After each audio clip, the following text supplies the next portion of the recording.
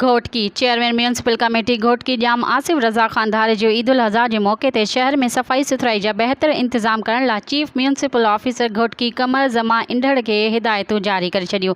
ईद उल अज़हा के मौके ते शहर के 14 वार्डन की हर घटी पाड़े और रोडन की सफ़ाई जा बेहतरीन इंतजाम किया विया। इन सिलसिले में चेयरमैन म्यूनसिपल कमेटी घोटकी के फोकल पर्सन सिकंदर अली लाखो म्यूनसिपल ऑफिस घोटकी में फायर ब्रिगेड और सैनिटरी अमले से मीटिंग कई और खेनि हिदायत कई त शहर के समूरन ईदगाहन में फौरी तौर पर सफ़ाई सुथराई जा इंतजाम किया वञनि और रोड के बिन्हीं पासन से रोज़ाना की बुनियाद पर फायर ब्रिगेड की मदद से पानी जो छंटकारो किया वञे। उन सैनिटरी अमले के हिदायत कई त ईद उल अज़हा के मौके पर सफ़ाई सुथराई के इंतजामन में को भी समझौतो न किया वेंदो।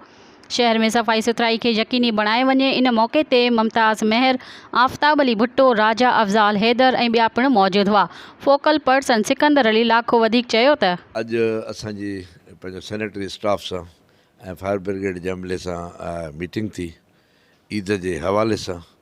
ऐं उन खां अॻु में असांजे पंहिंजो चेयरमैन साहब जाम आसिफ रज़ाक दारे जो साहब ऐं CMO कमर ज़मान इंदड़ साहब अॻ में हिदायतूं इन्हनि अमले खे ॾेई चुका हुया त ईद जा ॾींहं अचनि था ऐं सफ़ाई जो जेको आहे बहितर इंतज़ाम हुजणु खपे। उन सिलसिले में मां अॼु हिननि सां मीटिंग कई आहे त ईद उल अज़हा जेकी आहे उहा अचे पई ऐं इंशाअल्लाह ताला सफ़ाई सुथराई जे हवाले सां तमामु बहितरीन इंतज़ामात कया वेंदा।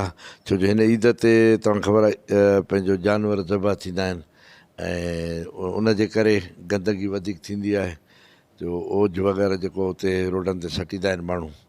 सो उन जे लाइ बि असां इहा कोशिशि कई आहे त फौरी तौर ते जेको आहे पंहिंजो उहो जेको बि गंद किचिरो वग़ैरह हुजे उहो फौरी तौर ते खणी वञे। उन लाइ असां कमेटियूं बि ठाहियूं आहिनि, हेठि सतह ते कमेटियूं बि ठाहियूं आहिनि ऐं उहे बि हाणे कमु करनि पियूं।